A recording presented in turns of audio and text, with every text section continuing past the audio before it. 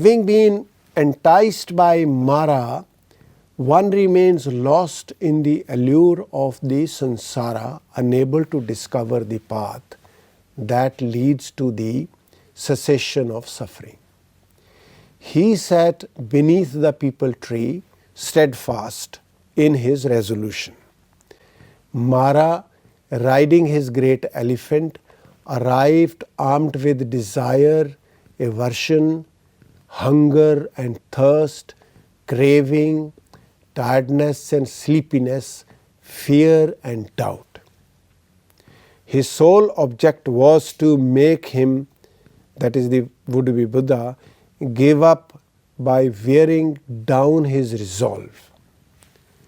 On seeing Mara, even the gods who had gathered there ran away, and the Bodhisattva had to face Mara and his armies all alone. The sources point out that in reply to Mara's question as to by what right he sat there under the tree, the would-be Buddha replied that it was by right of having practiced the perfection, paramitas, over countless aeons. However, Mara commented that he too had done likewise, and even had his armies as witnesses. Gautam then raised his right hand and touched the ground, inviting the earth as his witness, to point out that he also had done all that. This became known as the Bhumi Sparsh Mudra, touching the earth posture. As the Buddha touched the earth with his right hand, Mara plummeted down from his elephant and ran away in defeat along with his armies. After the attainment of enlightenment, the Buddha remained under and in the vicinity of the Bodhi tree for 5 weeks, during which he sorted out various issues with regard to his future plans. Though the master narrative available in later texts talks about 7 weeks, the earliest account talks about 5 weeks. This means that the Buddha, after the attainment of enlightenment on the full moon night of Vesak, spent either 5 weeks or maybe 7 weeks near the Bodhi tree, and then walked 250 kilometers to reach Ishipatan to deliver his first sermon.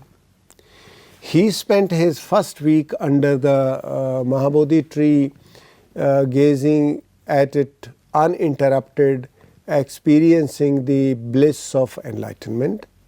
The second week and the fifth week were spent by him under the Ajpal Nigrodh tree, Goatherd's Banyan, now marked by a pillar in the Mahabodhi complex, experiencing the bliss of freedom.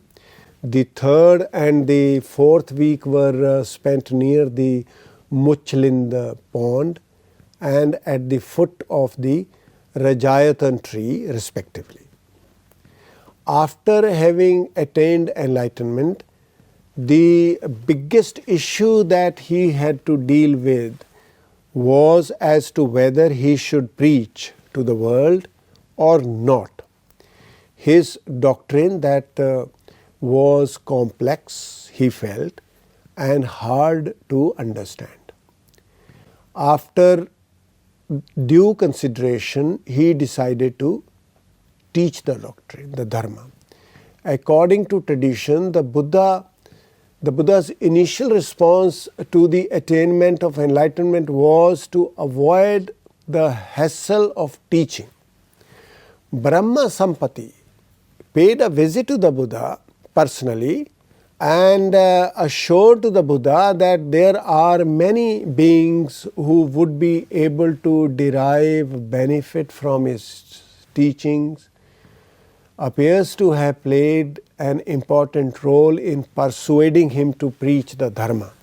Even the earliest tradition appears to be familiar with the story of how the great god, the Brahma Sampati, came then and stood before the Buddha and made an appeal to him to teach. This legend, it seems, was created as a device to indicate that the Buddha's superiority was acknowledged even by the already recognized gods of that time. He also appears to have, at least for a while, looked for some sort of a guru, later deciding that he no longer needed any guru. During his second visit after enlightenment, Brahma Sampati assured him that, like all the Buddhas of the past, he did not need to live under any teacher, as he was a teacher unto himself.